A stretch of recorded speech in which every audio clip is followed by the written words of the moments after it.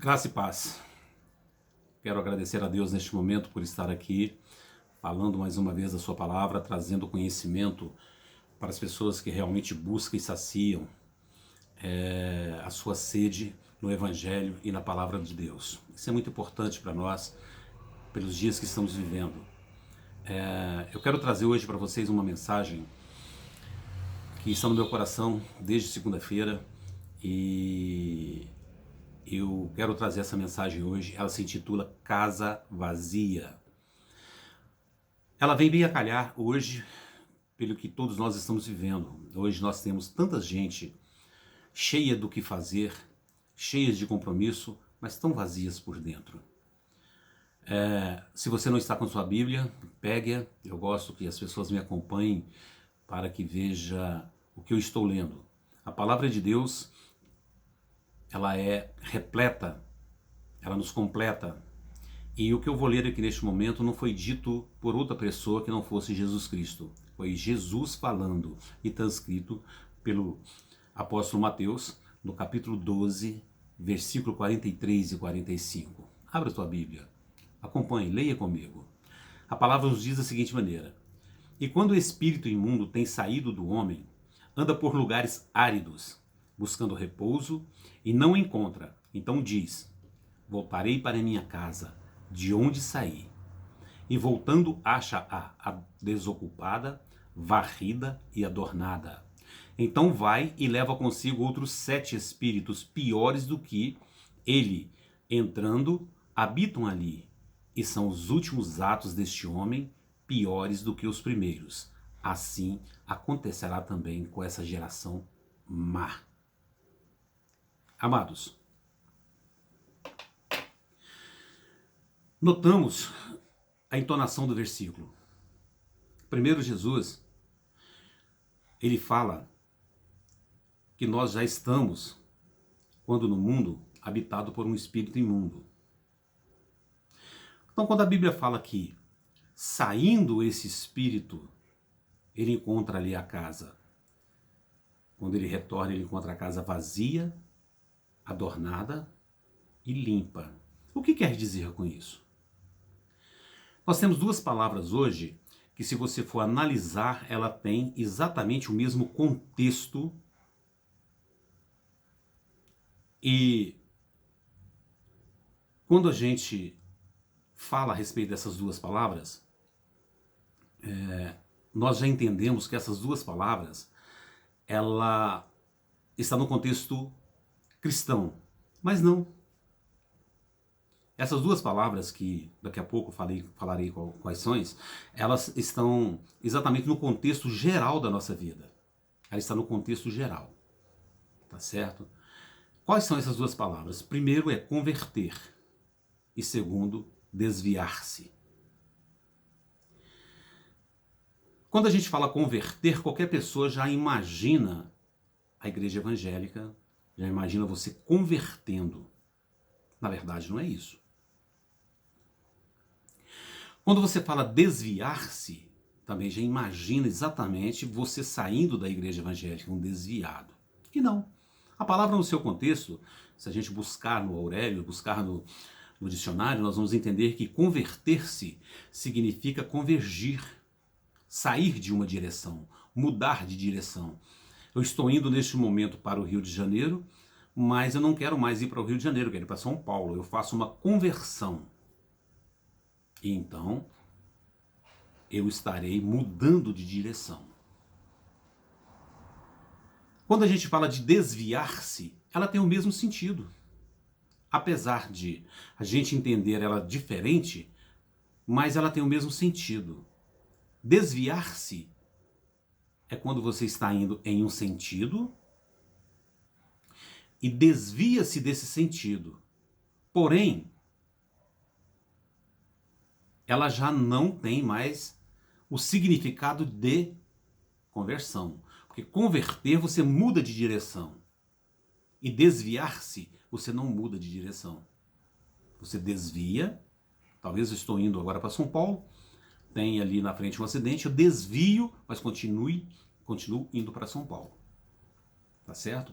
não importa qual é o caminho, qual é o subterfúgio que eu vou usar, mas eu estarei chegando em São Paulo. Então, por isso que a palavra desviar, ela é mal vista, porque o desvio, ele vem de desviar, de conduta. Ela vem de fazer o que for possível para chegar aonde eu quero chegar.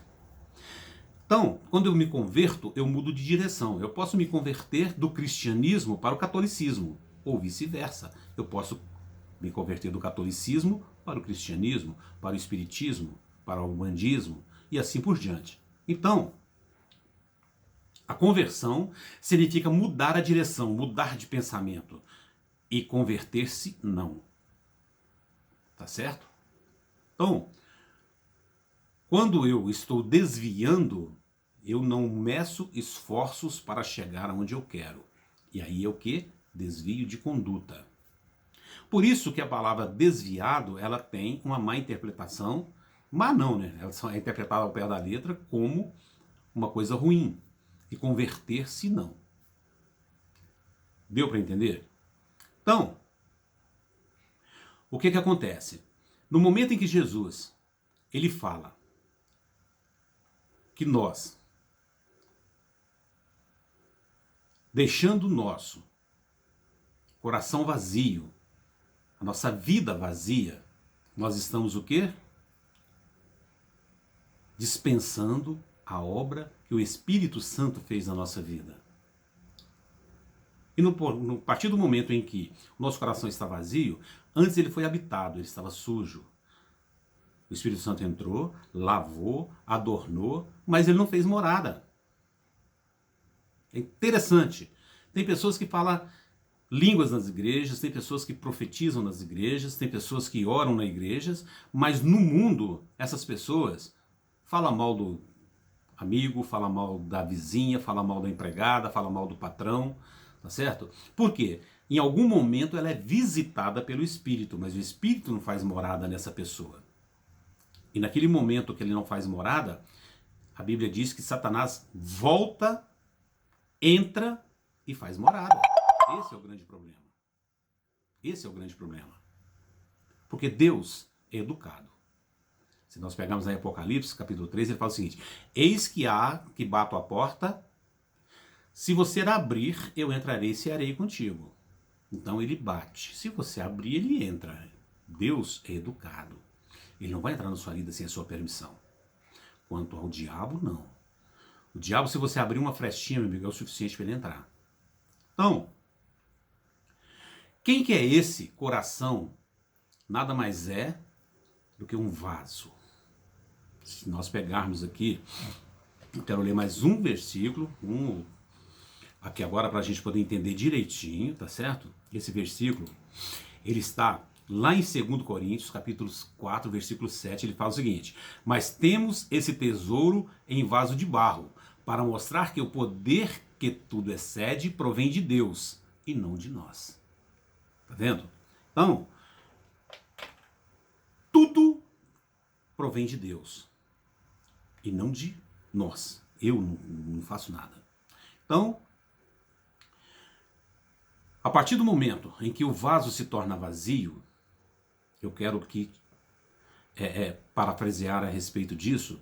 Você imagina um vaso na sua casa de barro. Você pega o vaso, limpa ele, adorna, deixa ele bonito, lindo, lindo e maravilhoso.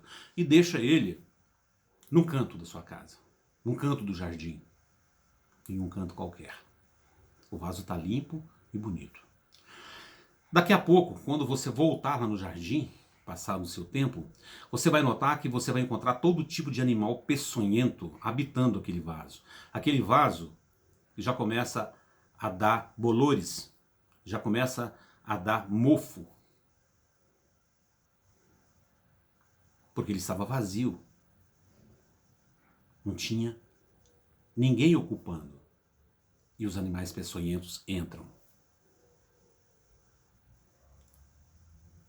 Mas se você pegar esse vaso, encher com terra boa, fértil, plantar ali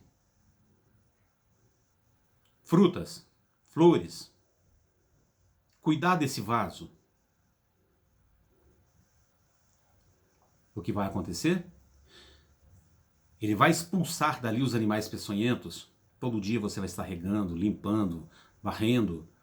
Então os animais não vão habitar ali. Quem vai habitar? Vai ser aquilo que você plantou.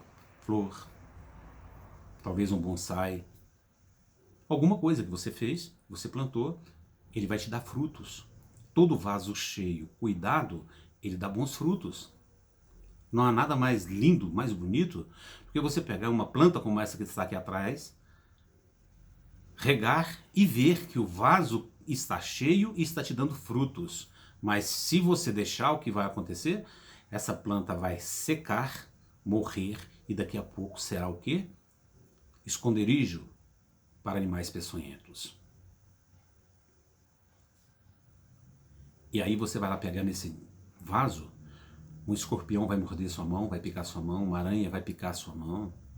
Você vai sujar as suas mãos de mofo, vai sujar as suas mãos. E muitas vezes esse vaso vai apodrecer e quando você tocar nele, ele vai inclusive desmanchar. Quem que é esse vaso? Quem que é esse que estava vazio e adornado que Jesus Cristo está falando? É o nosso templo, o nosso corpo, o templo do Espírito Santo. Ou ele é habitado por Deus, ou ele é habitado pelo inimigo. Qual é o fruto que você vai dar? E Cristo, ele vai muito adiante. Ele fala o seguinte, que se você deixar esse vaso ali, quando esses animais que moravam nele voltar, retornar, se você limpou ele, adornou, os animais voltar, eles vão voltar sozinhos. Eles vão voltar com mais animais, ou seja, se você deixou o seu coração vazio, se você deixou o seu coração sem a presença do Espírito Santo, fazendo morada nele, o demônio sair e vai trazer vários outros com ele. E a Bíblia fala que os atos desse será pior do que os primeiros. Você já notou, meu amado, quando uma pessoa não é convertida, nunca participou de igreja nenhuma, ele tem ali um embasamento familiar, então ele parte daquela primícia. Ele tem caráter, ele tem valores. Mas quando uma pessoa vai para a igreja, seja ela qual for, e ele se desvia da igreja, ele perde toda a conduta. Sabe por quê? Porque o diabo, ele não está preocupado simplesmente em te desviar da igreja. Porque você precisa, além de tudo, dar mau testemunho. A pessoa começa a beber, a pessoa começa a fumar, a pessoa começa a fofocar, mentir, e por aí vai. Coisas que ela não fazia antes, ela começa a fazer. Sabe por quê? O objetivo do diabo não é denegrir a sua imagem, porque isso você já fez, você mesmo já fez. Então não precisa de ele agir para que ele denigre mais a sua imagem. Mas no momento em que você para e olha para uma pessoa que já foi de uma igreja tal, não vou citar denominações, porque, como eu disse, eu não prego nenhum tipo de placa de igreja, eu não tenho compromisso com o pastor, eu não tenho compromisso com a igreja, o meu compromisso é com Deus, eu tenho minhas restrições com muitas igrejas, mas eu estou aqui simplesmente te falando para você entender. Então vamos dizer que o fulano era da igreja tal. Naquele exato momento, quem é que é crucificado ali? A primeira palavra que vem na boca da pessoa é: aquele rapaz não era da igreja tal? Ele nunca vai virar e falar assim: o fulano estava bebendo e fumando. Ele vai falar assim: aquele cara que era da igreja tal está bebendo e fumando. Ou seja, ele está naquele exato momento denegrindo a imagem de vários outros cristãos que estava com ele quando ele estava na igreja. Esse é o objetivo do diabo. O objetivo do diabo é exatamente acabar com a igreja, A Bíblia diz que ele veio para matar, roubar e destruir. Exatamente nessa ordem. Cristo colocou na ordem correta: matar, roubar e destruir. Matar a sua fé, roubar a sua paz e destruir a sua família, seus amigos, o seu passado. Deu para você entender? A Bíblia, ela é muito pura no momento em que você lê sem nenhum tipo de demagogia, sem nenhum tipo de crença. A Bíblia foi feita para você ler, para servir para você mesmo. Tem pessoas que lê a Bíblia achando que vai servir para o vizinho, para o irmão. Não, a Bíblia, ela é carapuça para você, para mim. Quando eu pego a minha Bíblia para ler, eu quero saber o que Deus está pensando de mim. Então, quando a palavra de Deus fala que o diabo veio para matar, roubar e destruir, é exatamente nessa ordem. Matar a sua paz, aliás, matar a sua fé, roubar a sua paz e destruir tudo que está em volta. Sua família, a sua igreja.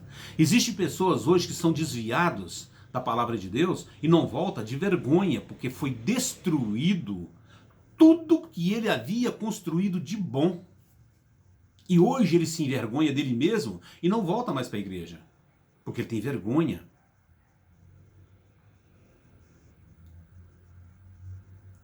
Você acha que o diabo é de mentira? Ah, meu amado, se eu começar a contar as experiências que eu já tive com Satanás, um dia eu quero falar a respeito disso, quero contar algumas histórias verídicas, verdadeiras que aconteceram comigo. Demônio já deitou do meu lado. Eu não estou aqui repetindo pregações, palavras. Talvez tem pessoas que podem assistir os meus vídeos e imaginar o seguinte: nossa, mas que pregação, mas que falação tão... Eu prego o que eu ouvi? Não, eu prego o que eu vivi. Tá certo? Satanás já deitou do meu lado. Já tentou dormir na minha cama. Eu já vi anjos em retiros espirituais. Estou falando com vocês aqui agora e estou sentindo a emoção de tudo que eu vivi, que eu vi. Então o que eu falo, eu não sou papagaio, eu não estou aqui repetindo o que as pessoas pregam aí na internet, nas televisões. Eu estou falando com vocês que eu vivi. Eu prego minha experiência de vida. Como eu disse no meu vídeo atrás, hoje eu me alegro e louvo a Deus por coisas que eu orei lá no passado. Sabe por quê? Isso aconteceu comigo, não foi com um amigo meu, não. Então eu creio em Deus, você sabe por quê? Porque eu tenho experiência com Ele. Então, meu amado, no exato momento em que Deus, em que Cristo fala para você que o seu vaso não pode estar vazio, que o seu vaso precisa estar cheio, são por isso. Não deixe que o Espírito Santo visite você, deixe que ele faça morada em você. Nós temos a Ezequiel uma passagem muito interessante que fala das águas, onde ele fala que eu me vi com águas nos joelhos, primeiro nos tornozelos, né? Depois nos joelhos, depois nas coxas, depois na cintura, e de repente eu me vi em águas profundas. Onde você quer brincar? Você quer que Deus te leve ao profundo? Você quer que Deus te leve em águas profundas? Ou você quer brincar na areia? Você quer ser menino o resto de sua vida? Paulo, ele fala que para uns ele dá comida de verdade, mas para outros ele não pode, porque são fracos na fé. Vamos ser fortes na fé, vamos entender, vamos ser vaso cheio. Qual o fruto que você quer dar? Você quer encher a sua tulha? Você quer encher o teu vaso de quê? De animais peçonhentos? Ou um vaso de flor que dá fruto, que todo mundo olha e quer para ele? Nós hoje temos cristãos de todos os tipos que você imaginar.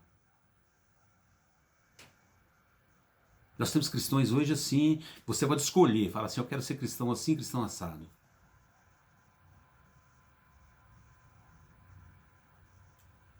Só que nós devemos ser cristão pelo tu és e não por eu sou.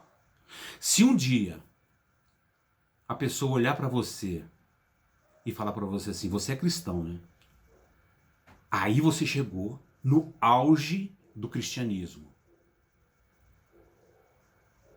Mas o problema é quando você está entre seus amigos e em uma conversa a pessoa vira e fala, não, porque eu sou cristão. A outra olha para você e fala assim, você é cristão?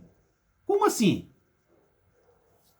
Então, meus amados, vamos ser cristão pelo tu és e não pelo eu sou. Vamos ser vaso cheio, não vamos ser casa vazia. Qual é o fruto que você quer que as pessoas percebam em você? Até quando você vai deixar o inimigo encher a tua casa? Até quando você vai deixar o inimigo encher o teu coração?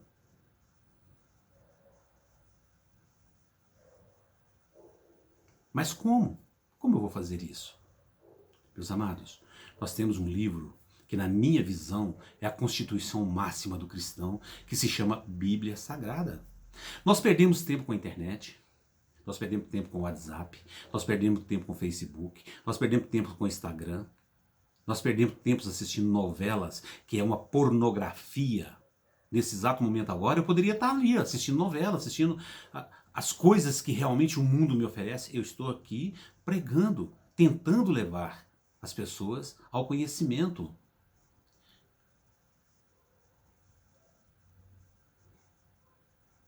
Mas nós não perdamos um minuto para pegar a nossa Bíblia e ler.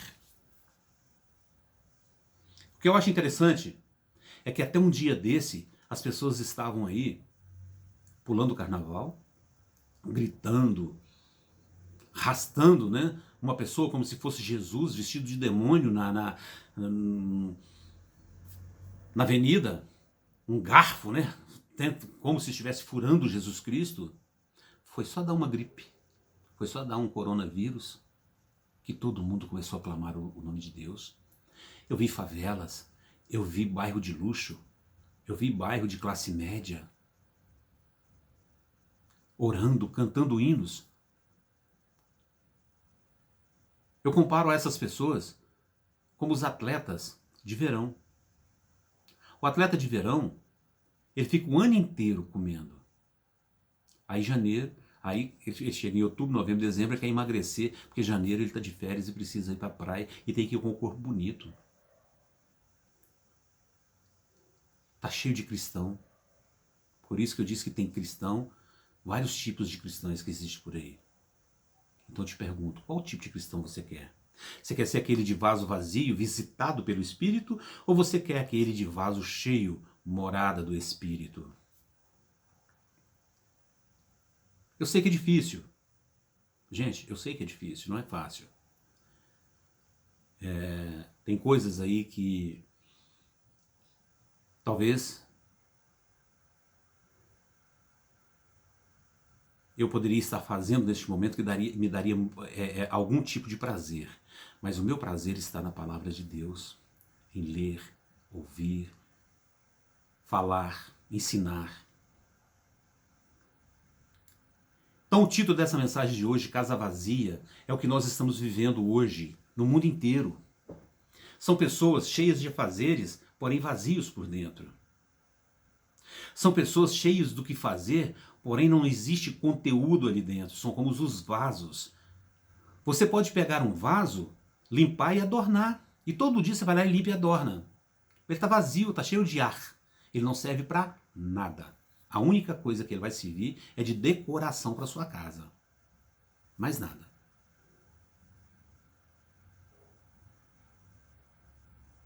Agora, se você pegar um vaso cheio de terra fértil e plantar nele arroz, não vai dar uma grande quantidade, mas vai te dar arroz. Se plantar feijão, vai te dar feijão na medida do tamanho dele. Se você plantar flor, vai te dar flor. Agora, se você largar ele encostado num canto, ele vai trazer escorpiões, aranhas e vários outros tipos de animais peçonhentos para dentro da tua casa. É assim o nosso corpo. É assim a nossa mente. Meu pai, ele tinha um ditado que eu achava interessantíssimo. No início eu não entendia muito, porque eu era pequeno, mas depois que eu cresci eu fui entender. Ele falava que cabeça vazia é oficina do diabo. E é mesmo. Cabeça vazia é oficina do diabo. Vamos encher a nossa cabeça, nossas mentes, nossos corações de coisas produtivas. Para que você possa ter uma vida produtiva. Então eu te pergunto mais uma vez, meu amado. O que você quer ser? Um vaso produtivo ou uma casa vazia? Graça e paz. Que Deus te abençoe. Se você gostou, faça seu comentário aí embaixo. Coloca perguntas, eu posso responder para você as perguntas. Chama seus amigos, pede para me seguir. Aperta o sininho aí para poder, sempre que eu colocar vídeos novos, você receber a notificação. Estou pedindo isso, não é porque eu quero ganhar seguidores, não. É porque eu quero levar a palavra de Deus para mais gente, para mais pessoas. Como eu disse, sem placa de igreja. Quero levar a palavra pura e genuína. Eu não estou preocupado em ganhar dinheiro, porque, como eu disse no meu vídeo, nos vídeos anteriores, aquilo que eu recebi de graça, eu estou dando de graça. Graça e paz. Que Deus te abençoe. Muito obrigado, até o próximo.